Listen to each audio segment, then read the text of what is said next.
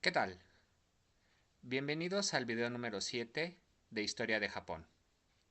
Este video comprenderá la época moderna del año 1868 a 1945.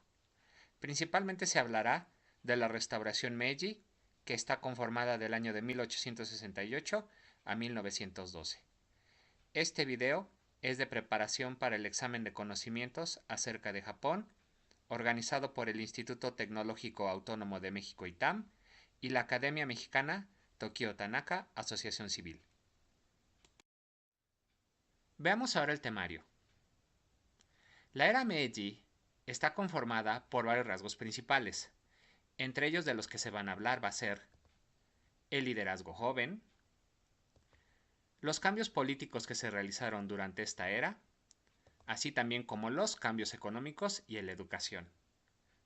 También se hablará un poco acerca de los principios del imperialismo japonés.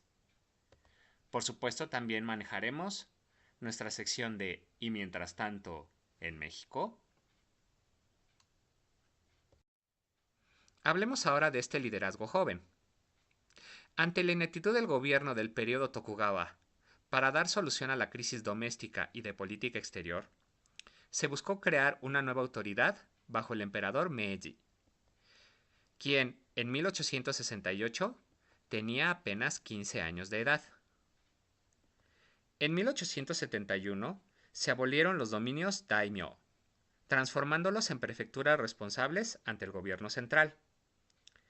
Los antiguos jefes daimyo y los samurái se jubilaron y recibieron una pensión generosa. Solo en algunos casos excepcionales, los jefes de los daimyo pudieron conservar su estatus de gobernadores regionales. Asimismo, el gobierno acabó con la diferenciación feudal de clases sociales. Los principales personajes que hicieron posible la restauración Meiji provenían de los niveles inferiores de la clase samurái de 4 regiones del sur del país. Estas regiones eran Satsuma, Choshu, Hizen y Tosa. Este grupo se caracterizó por ser muy joven, de edad de promedio de 30 años.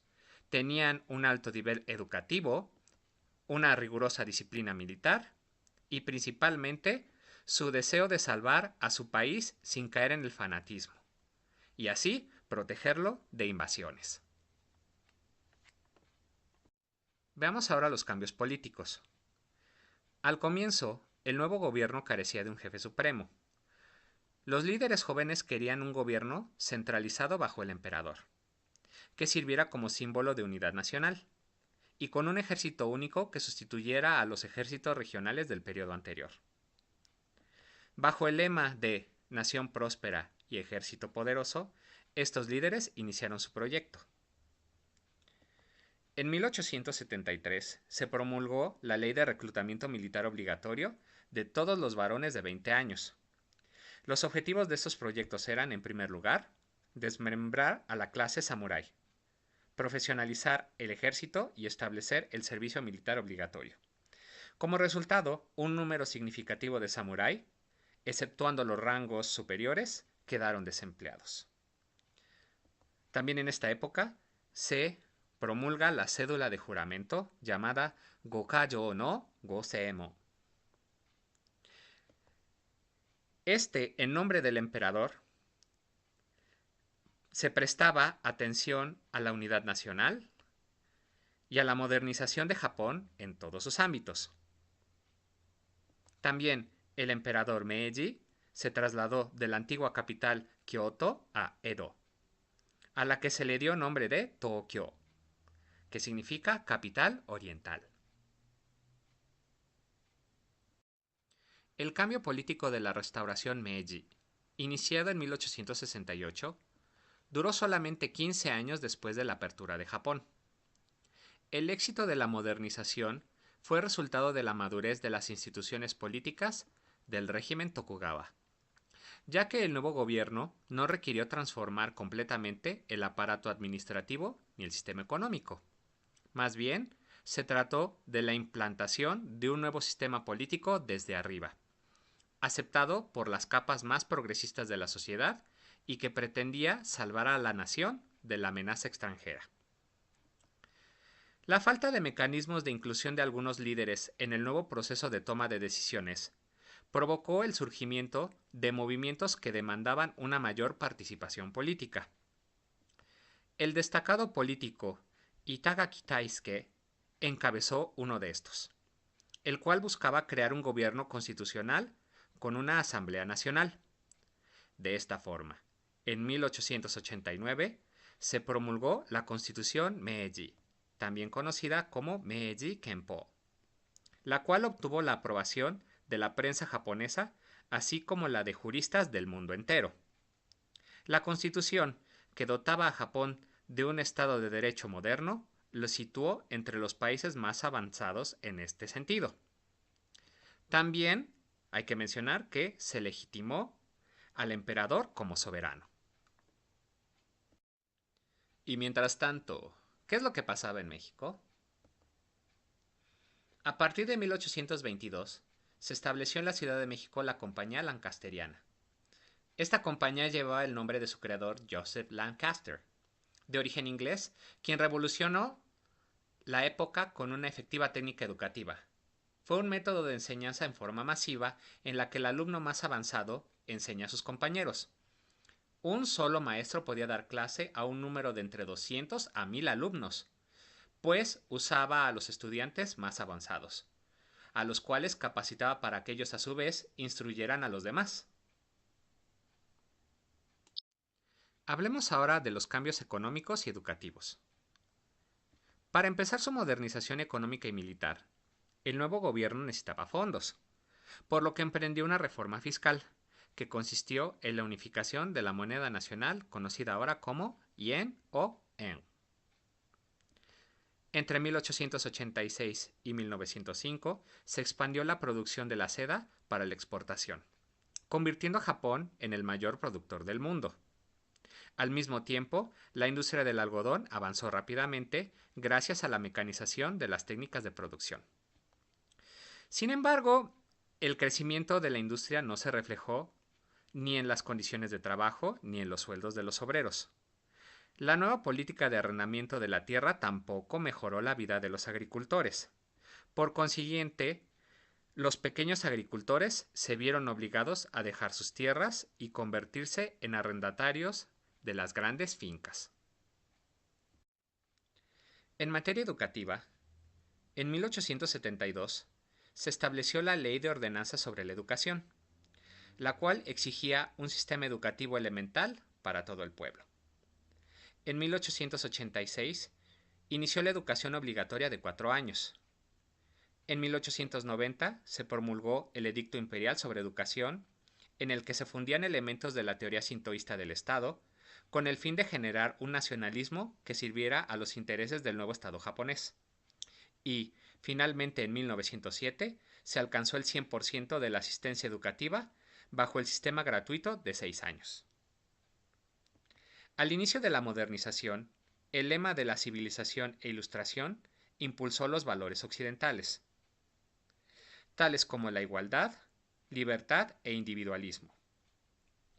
Por otra parte, después del levantamiento de la prohibición del cristianismo en 1873, proliferaron misiones evangelizadoras, tanto católicas como protestantes, las cuales fueron muy exitosas.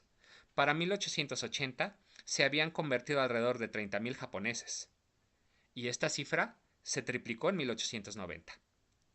En el mismo año, el profesor Uchimura Kanzo, reconocido filósofo cristiano, se negó a inclinarse ante el retrato del emperador Meiji debido a sus creencias cristianas.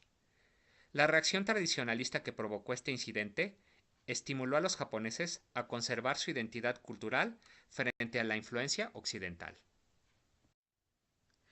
La legitimación constitucional del emperador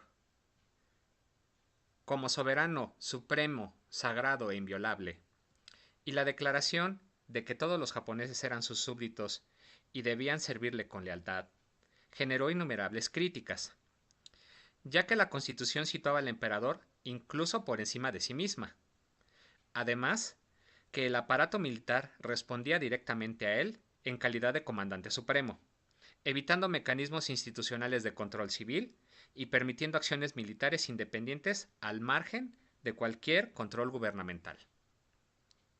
En 1873 empezó el imperialismo japonés, rivalizando principalmente con China y Rusia por la influencia del continente asiático. La victoria japonesa en la guerra contra China entre 1894 y 1895 por la supremacía sobre Corea sorprendió al mundo y puso de manifiesto que Japón se había convertido en una potencia regional y, por lo tanto, una amenaza para las potencias occidentales. Con esta victoria se firma el Tratado de Shimonoseki en 1895. Japón recibió una indemnización de China y obtuvo el derecho de ocupar las islas de Taiwán, llamada por el gobierno japonés Formosa. Rusia, Alemania y Francia llevaron a cabo la triple intervención para frenar la expansión japonesa en el continente, bloqueando su ocupación en la península de Liaodong. En 1902, Japón firmó un tratado de seguridad con Gran Bretaña para defender sus intereses mutuos en el continente, lo que constituía el primer tratado de esta naturaleza firmado entre una potencia occidental y una nación asiática, lo cual otorgaba a Japón implícitamente el reconocimiento de igualdad diplomática. Entre 1904 y 1905, Japón se enfrentó al ejército ruso, produciendo la primera derrota de una potencia europea en manos de una nación asiática. Tras esta victoria, Japón consiguió el derecho de ocupación del sur de la península coreana, Saejali, y la península de Liaodong, aunque no obtuvo ninguna recompensa por parte de Rusia.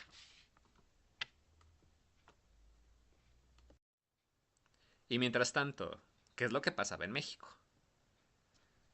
Bueno, seguramente muchos de nosotros conocemos a esta persona. Durante el Porfiriato, Joaquín Baranda fue ministro de Justicia e Instrucción y convocó a dos congresos en 1889 y 1890, en los que se reunieron pedagogos, maestros, intelectuales y autoridades.